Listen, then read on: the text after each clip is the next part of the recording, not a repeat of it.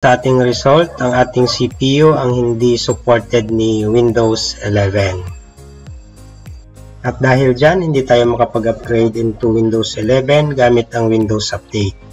Para makapag-upgrade tayo, gagamit tayo ng mga tricks na ating napag-alaman dito din sa internet. Kailangan natin mag-download ng ISO file ni Windows 10 at ni Windows 11. Click lang natin itong download link para sa Windows 10 ISO. Dahil nadidetect ng ating browser na ang naka-install na operating system sa computer natin ay Windows 10 na, ang option lang na binibigay niya is update or download the Windows 10 installation media. At wala yung kailangan natin na download ISO. Para mapalabas natin ang ISO download option, kailangan lang natin ng konting tricks dito sa ating browser. Click lang natin ang 3 dots dito sa ating upper right. Then, more tools. Then, developer tools. Pagkatapos, dito sa baba ang network conditions. Pagkatapos, i-uncheck lang natin ang use default browser. Dahil nga ang default browser natin ay Windows 10 at ayaw natin yan kasi hindi nga lumalabas yung ISO download link natin.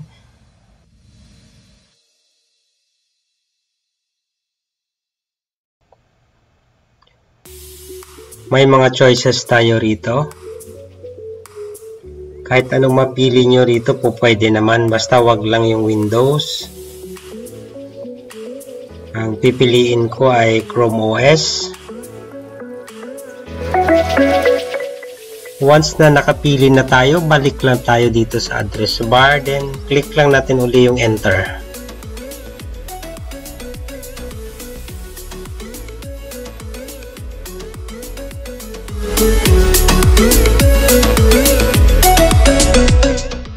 So, kung makikita nyo, lumabas na yung download Windows 10 disk image ISO file, no?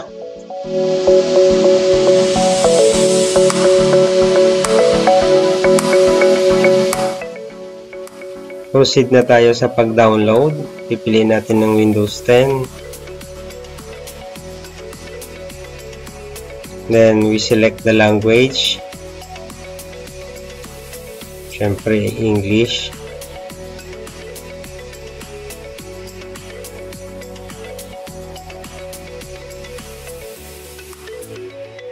And pipiliin natin ang 64-bit.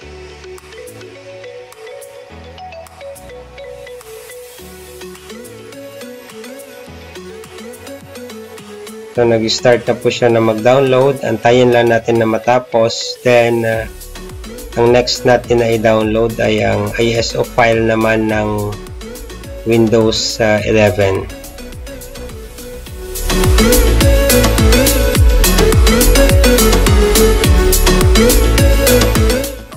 Ang next na gagawin natin ay ang pag-download ng Windows 11 disk image ISO.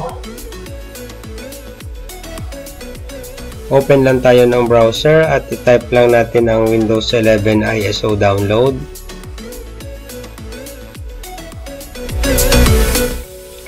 Then, select lang natin tong download Windows 11.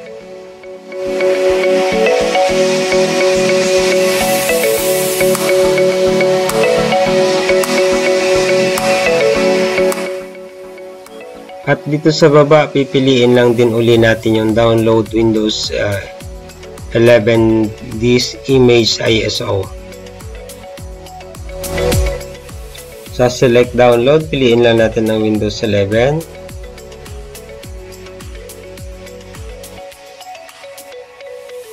Sa language, English pa din. Actually, ang mga options dito is same lang din po sa mga pinili natin kanina during download natin ng Windows 10 ISO. And now, downloading siya. Antayin lang natin na matapos.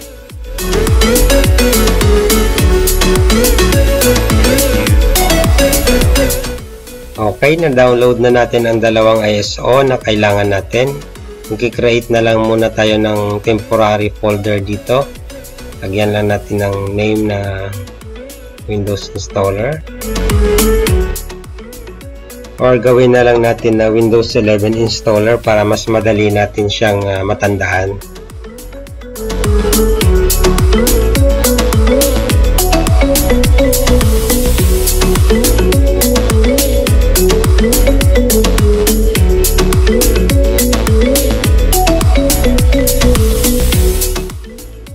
Then, pupunta tayo sa download folder natin at hanapin natin yung Windows 10 ISO na dinownload natin kanina. I-open natin siya at kukopyahin natin yung lahat ng laman nito papunta doon sa folder na ginawa natin sa desktop, yung may pangalan na Windows 11 Installer.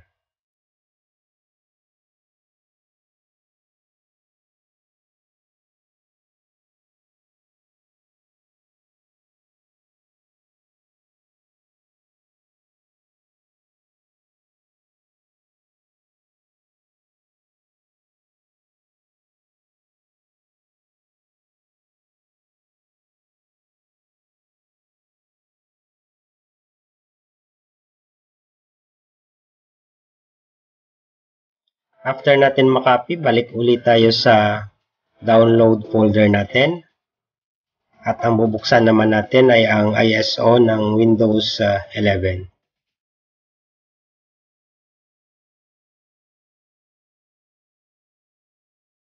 Dito sa Windows 11 ISO, buksan natin ang sources na folder.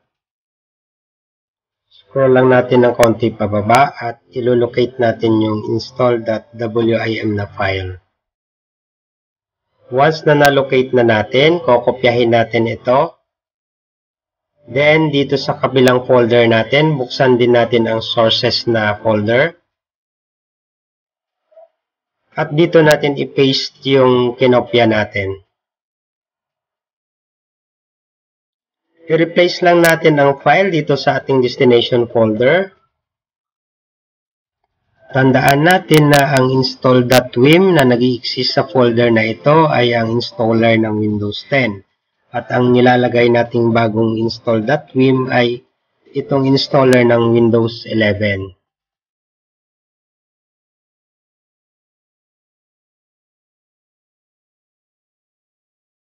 Natapos ng ating pagkopya, i-close na natin ang folder na ito, hindi na natin ito kailangan.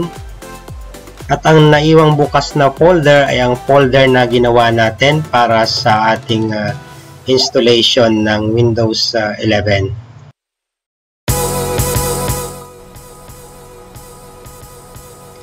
Buksan na natin ang ating folder at i-run na natin yung setup.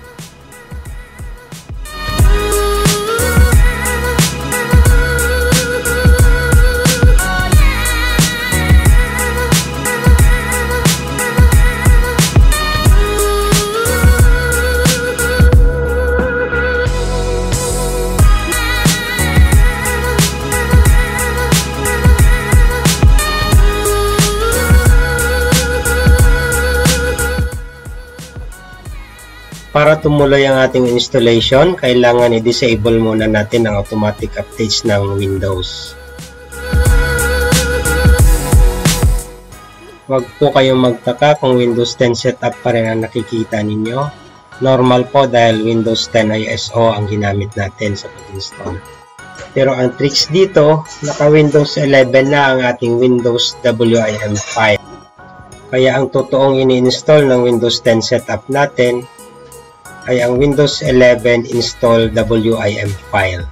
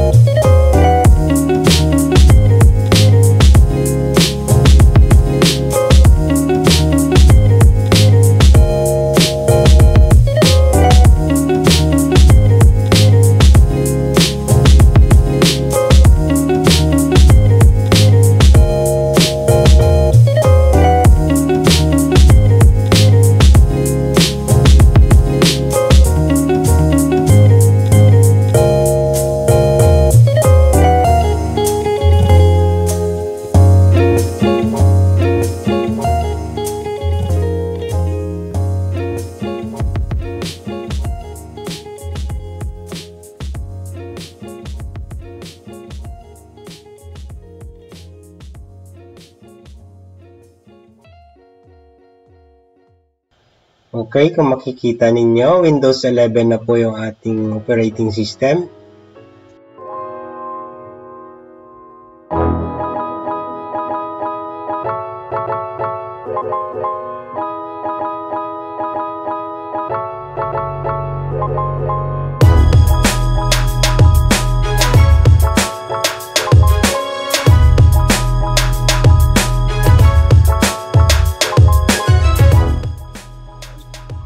Dito sa device manager natin, supported naman ang lahat ng hardware.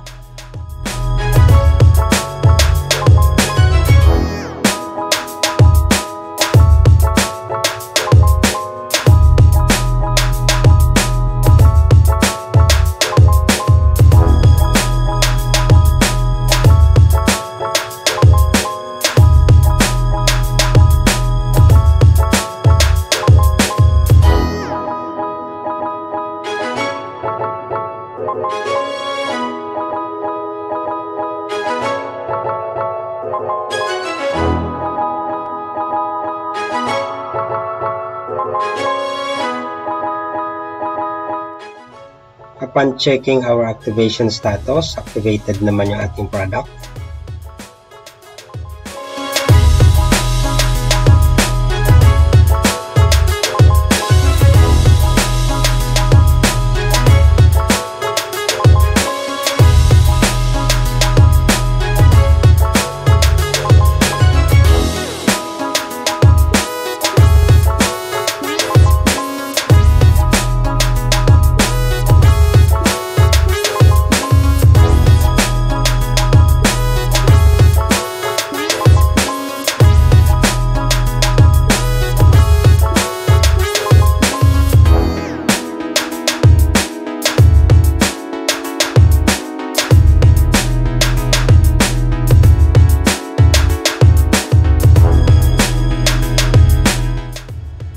Wala rin tayong problema sa Windows Update, nakakapag-update din tayo. Overall, na-install naman natin ng maayos ang ating Windows 11 dito sa ating laptop na unsupported CPU. Maraming salamat sa panonood at subscribe kayo sa aking channel.